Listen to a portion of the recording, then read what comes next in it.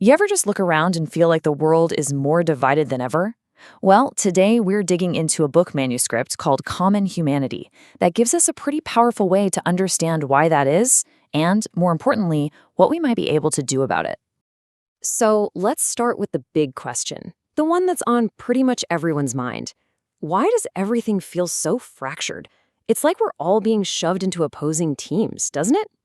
While the author of this manuscript has a fascinating take on it, they argue that the problem isn't that we form groups. I mean, that's just part of being human.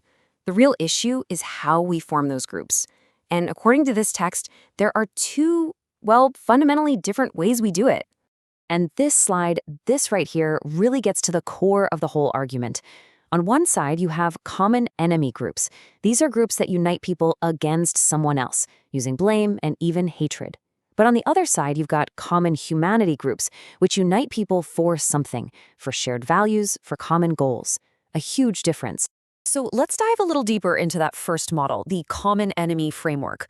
I mean, what does that actually look like when it plays out? At its core, it's a kind of tribalism that's built on pure antagonism. We're not talking about a simple disagreement here. This is about identifying an other, blaming that group for everything that's wrong, and then uniting in your hatred of them. The book argues this has pretty much been the default setting for humans throughout most of history. And you can see how this mindset is just absolutely toxic for a democracy, right? The moment political groups stop seeing each other as rivals and start seeing each other as enemies whose success has to be destroyed, the whole system just grinds to a halt. It's a recipe for gridlock and, eventual collapse. Okay, so how exactly does this common enemy thinking manage to poison an entire society? The book argues it's not just a bad attitude. It actually creates the perfect breeding ground for some really destructive social dynamics to take over. And the author gives us a few key concepts to really understand how this toxic mindset can take root and just spread like wildfire. First, there's this idea of a pathocracy. And that's a system where individuals with personality disorders, think narcissists, psychopaths, are the ones who rise to power. These aren't people who want to serve. They want to control. And they are absolute masters at using common enemy tactics to divide and conquer. The author also points out some key behaviors to watch for. First, there's this idea of ressentiment. It's a fancy word for flipping morality upside down, where weakness is suddenly seen as a virtue and strength is seen as a vice. Then, of course, there's blame shifting. Nothing is ever your fault. It's always the fault of some other group or the system. Another huge tactic is making a virtue out of victimhood, using claims of being marginalized as a way to grab power. And finally, there's emotional blackmail, the classic move of shutting down any disagreement by just labeling the other person a bigot or a racist. Then, the book points to this very modern kind of power structure it calls a netocracy. This is a new elite, and their power doesn't come from land or money, but from controlling information itself.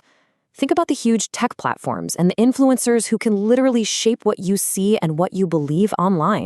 So when you put all of these pieces together, you get this process the book calls ponerogenesis. I know, it's a bit of a mouthful, but it's basically a term for how a society gets corrupted from the inside out.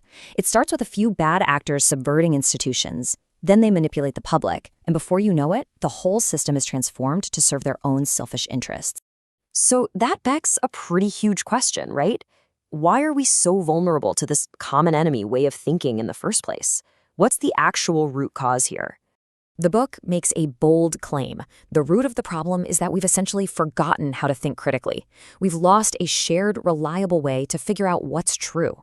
And that leaves us totally exposed to ideologies that play on our emotions and tribal instincts instead of our reason. To really get what the author is saying, we've got to start with this word, empiricism. Now, you can think of this as the engine of the scientific method. It's the simple idea that knowledge has to come from stuff we can actually see, measure, and test in the real world. And here's the most important part. No conclusion is ever final. It's always open to being changed if new, better evidence comes along. And this slide really gets to the core of the conflict. The author says we're dealing with two totally incompatible ways of looking for truth. On one side, you have empiricism, which believes there's an objective reality out there that we can test and measure. But on the other side, you've got these interpretive methods, which argue that truth is subjective. It's all about your personal experience, your culture, and power dynamics. Now, the author's big warning is this: you cannot mix these two. Trying to blend them, they claim, just breaks the rules of logic, and what you end up with isn't truth, it's just persuasive talk. So, the author's point here is that when you start mashing together contradictory philosophies, you end up breaking the most basic rules of logic. And what you're left with isn't reason, it's just rhetoric that might sound intelligent, but is built on a totally flawed foundation. And it's that confusion that leaves the door wide open for these divisive ideologies to march right in. And this quote, wow, it just hammers home why this whole debate is so important. The author is saying that having a shared objective truth isn't just for philosophers in an ivory tower. It's the actual foundation of a fair society. I mean, think about it. Without it, how do you have a just legal system, or sound economic policies, or medicine that actually works? It's a must-have for society to function. Okay, so if the diagnosis is a society fractured by division and irrationality, what's the cure? What's the solution the book actually puts on the table? The solution proposed isn't some complex new theory. It's actually a call to go back to basics, a conscious return to the core principles of the Enlightenment. We're talking about things like reason, individual liberty, and universal human values. And it's also a call to bring back civic virtue. This idea that we, as citizens, have a duty to act for the good of the whole. And let's be clear, this isn't some radical new idea being pulled out of a hat. The solution is grounded in the powerful intellectual tradition that actually gave birth to the modern republic. It's all built on the shoulders of thinkers who championed these huge ideas, like natural rights and the separation of powers.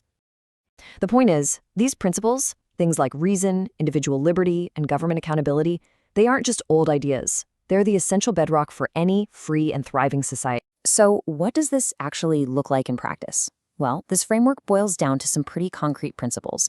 First, decisions need to be based on evidence, not on ideology. Second, we have to be willing to admit when we're wrong and correct course based on new data.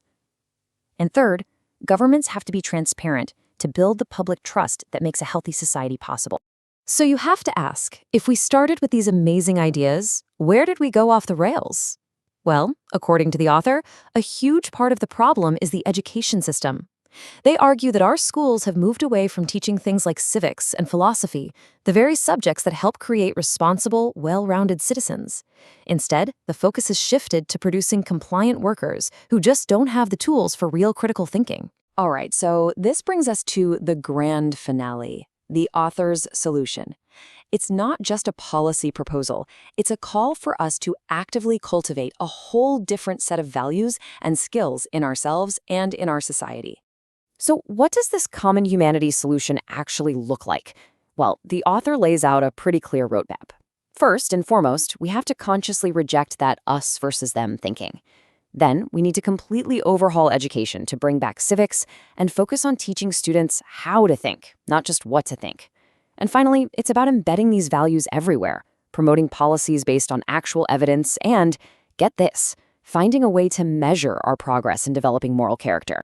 Now that idea of measurement is really fascinating. I mean, how do you even know if any of this is working? The author points to a model from psychology called ego development theory. They suggest that the goal should be for every high school graduate to reach what's known as stage 5, or the conscientious achiever stage. So what does that mean in plain English? It's the point where you can think for yourself, where you can handle criticism without falling apart, and where you make decisions based on evidence, not just because everyone else is doing it. And the author's point is that those are the exact skills you need to keep a democracy healthy and strong. The book closes with this beautiful metaphor of a relay race.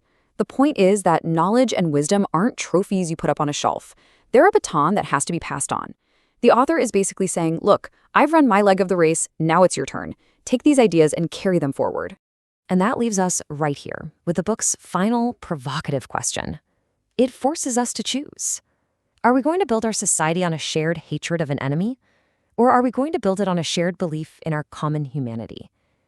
The author makes a compelling case. But in the end, the choice of which path we take, well, that's up to all of us.